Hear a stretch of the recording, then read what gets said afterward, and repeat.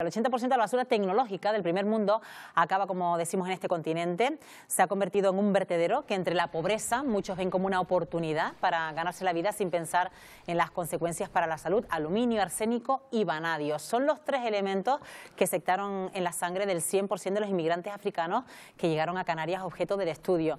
Los 16 países examinados están entre los más pobres del mundo. Los autores de la investigación han concluido que la causa se debe a que el 80% de la basura tecnológica que genera el primer mundo se envía a África, tanto para abastecer el comercio de estos productos con modelos de segunda mano, muchas veces obsoletos y de vida muy corta, como para ser eliminados en cadenas de reciclaje ilegales.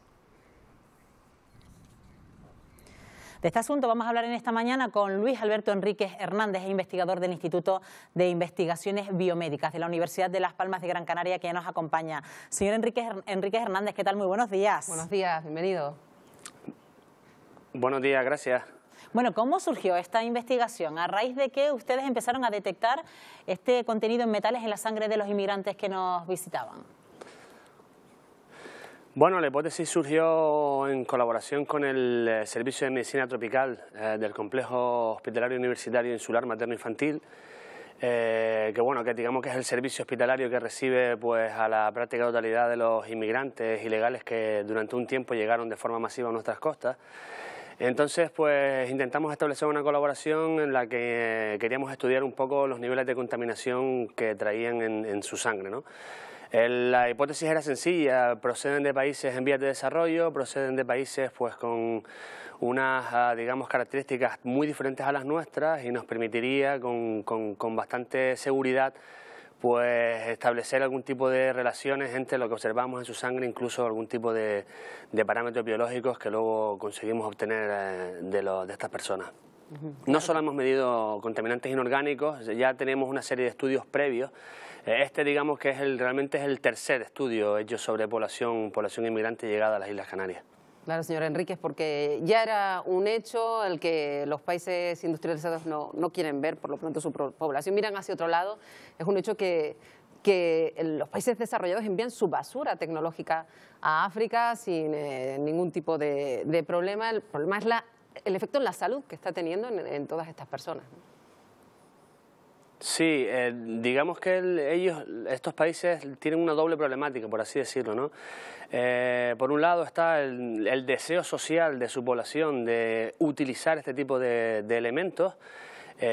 Llama mucho la atención, por ejemplo, que el número de líneas telefónicas en este tipo de países es muy bajo. Sin embargo, los usuarios de teléfonos móviles son altísimos. Esos teléfonos móviles no los compran en ninguna tienda, son teléfonos móviles nuestros, de personas del primer mundo, que una vez pues no los deseamos, los ponemos en esos puntos limpios, por así decirlo, en centros comerciales y demás, y se procede el envío a estos países, ¿no? Eso sería una de las vías, quizás una de las más importantes, pero desde luego hay otra muy importante también, que es esos países que se dedican económicamente a, digamos, gestionar, entre comillas, porque las capacidades que tienen para llevar a cabo este tipo de gestión de residuos son limitadas, para gestionar basura electrónica, que al final lo que consiste es en quemas descontroladas de este tipo de dispositivos y, por tanto, liberación al medio ambiente de un montón de contaminantes diferentes, no solo inorgánicos, sino también, desde luego, contaminantes orgánicos.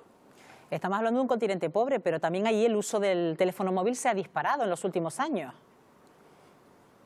Sí, es por lo que comentaba. Realmente no solamente el uso de teléfonos móviles, también el uso de ordenadores, pero claro, son teléfonos móviles absolutamente obsoletos para nosotros, es decir, teléfonos que igual tienen 5 o 6 años y que uno no quiere porque quiere uno mejor, sencillamente, pues uno lo deposita en los contenedores en los centros comerciales y la gestión lo lleva a este tipo de países en África. No es más que eso, porque lo que comentaba antes, el número de líneas telefónicas fijas en estos países es muy bajo.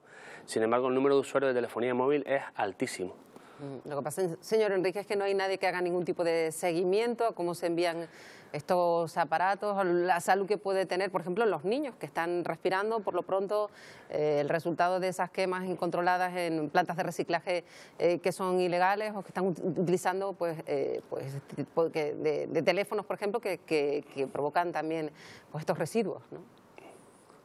Claro, el problema de todo esto es que toda esta tecnología, que para nosotros ya tiene una validez limitada, una vez llega a este tipo de países, pues su vida útil es muy pequeña, con lo cual acaban en sus contenedores en muy poco periodo de tiempo. No se trata tanto de vertederos ilegales, repito, hay países que se dedican específicamente, económicamente, a la gestión de este tipo de residuos, sino se trata más bien de la capacidad que tienen para hacerlo de forma, digamos, correcta. En realidad, el primer mundo lo hace como con muchísima buena fe, pero la realidad es que la llegada de estos dispositivos electrónicos a estos países no es más que echar nuestra basura a ellos. Desde luego, digamos que los contaminantes no llegan a la población tanto por el aire. Este tipo de contaminantes pues acceden al suelo, sobre todo después de las quemas, ¿no? Y entra en la cadena alimenticia. El 90% de este tipo de contaminación ingresa en los individuos a través de la alimentación, sin duda. Las consecuencias en la salud, pues bueno, algunas hay. Un estudio posterior a este, que es el que nos ha traído un poco aquí, pues indica que ciertamente influye en parámetros de salud, como por ejemplo anemia. Hemos visto que influye en otros parámetros de salud, como por ejemplo gestión de parásitos intestinales, y digamos que aunque los niveles de contaminantes que detectamos en la sangre de estas personas no es preocupantemente alto, es más alto que nosotros, eso sí, pero no es preocupantemente alto, en el sentido de intoxicación aguda. Otra cosa es la intoxicación crónica, es decir, esa exposición continua y diaria a niveles pequeños de multitud de sustancias que van a ejercer una serie de, digamos, problemas en la salud, una serie de consecuencias en la salud que a día de hoy no podemos prever. En esta muestra se da el caso que en el 100% de los casos se encuentran 3 elementos muy concretos, que es el aluminio, el arsénico y el vanadio. En el caso del vanadio, ¿qué es? Porque incluso estamos hablando de registros al nivel del mundo rico, incluso observados también en obreros de una factoría austríaca que se dedica a este metal. Exacto, quizás el hallazgo más interesante del artículo es el relativo al vanadio, ¿no? El vanadio es un elemento inorgánico. Todos estos contaminantes hay que tener en cuenta que son sustancias naturales, o sea, están de manera natural en la corteza terrestre, pero el vanadio en concreto pues es un elemento pues no tan habitual de encontrarlo en la sangre de las personas. ¿Por qué está ahí? Pues básicamente la teoría es pues porque se concentra en ese tipo de dispositivos que luego se eliminan de forma descontrolada, se acumulan digamos, en el medio ambiente y accede a los individuos a través de los alimentos. Como digo, ciertamente buscamos en la bibliografía a ver si los niveles que encontrábamos eran más o menos altos, y la referencia con la que trabajamos en la discusión del trabajo fue pues, que los niveles que observamos en esta población, que como digo, africana, de países en vías de desarrollo y con características muy específicas, era muy parecida a la que encontrábamos en trabajadores austriacos, en este caso, que se dedicaban específicamente a trabajar el vanadio. ¿Y qué recomendaciones se pueden hacer a partir de este estudio?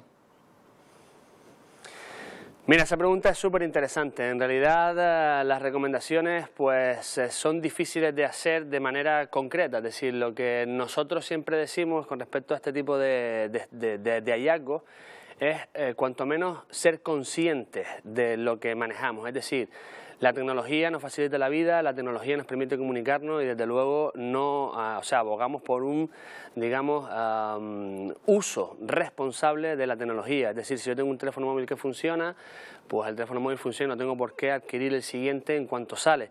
Y desde luego, como consumidores de este tipo de productos, la sociedad pues debería interesarse al menos un poco en qué ocurre y cómo se gestiona todo este tipo de aparatajes, que son toneladas y toneladas anuales.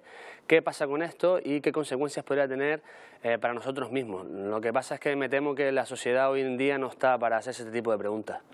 Pues interesante, sorprenden la verdad las conclusiones de este estudio realizado por el Instituto de Investigaciones Biomédicas de la Universidad de Las Palmas de Gran Canaria y también el Hospital Insular de la Isla de Gran Canaria. Señor Luis Alberto Enríquez Hernández, gracias por habernos acompañado esta mañana. Gracias, muy buenos días. Gracias a ustedes por interesarse en nuestro trabajo.